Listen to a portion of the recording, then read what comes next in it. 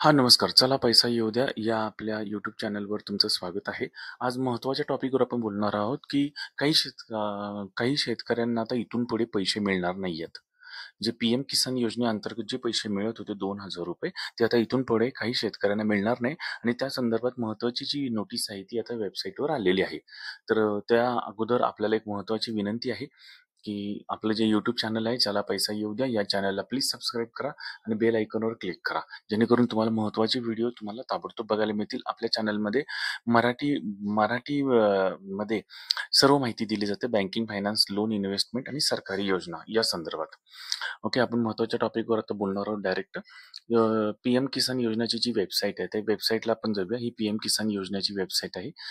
सगळ्यात अगोदर त्या सर्व शेतकऱ्यांचं अभिनंदन ज्यांना 2 ऑगस्टला त्यांच्या अकाउंटला पी-एम किसान योजनेअंतर्गतला निधी आलेला आहे. काही लोकांना 1 महिन्याचा आलाय, म्हणजे एक हप्ता आलाय, काही लोकांना 2 हप्ते आलेले आहेत, काही लोकांना 3 हप्ते आलेले आहेत. ज्यांचे अडकलेले हप्ते होते ते सर्व पोहोचलेले आहेत. तरी पण काही लोकांचे हप्ते पाठीमागचे आलेले नसतील, तर इथून पुढच्या याच्यामध्ये येऊन जातील. त्याची काळजी करू नका.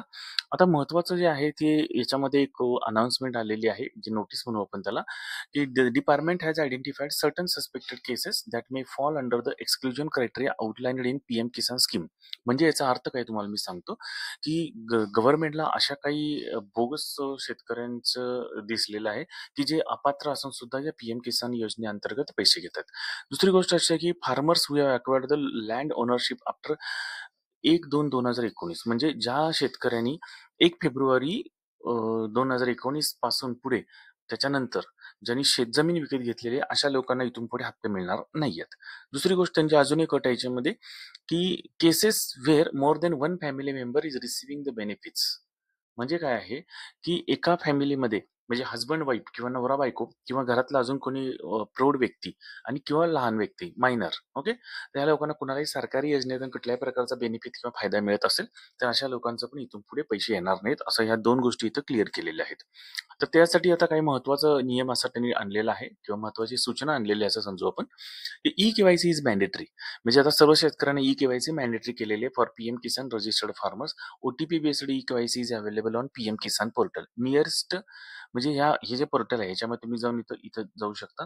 इथं ई-के-वाय-सीचं बटन आहे बघा. ई-के-वाय-सी इथं क्लिक केलं, की ई-के-वाय-सीचं तुमचं ओपन होऊन जाईल आणि इथे तुम्हाला आधार नंबर टाकायचा आणि करू शकता ई-के-वाय-सी. ठीक आहे.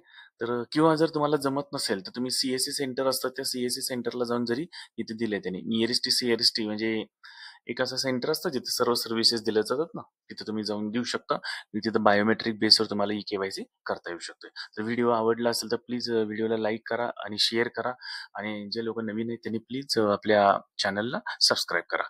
व्हिडिओ शेवटपर्यंत पाहिल्याबद्दल धन्यवाद. Thank you very much.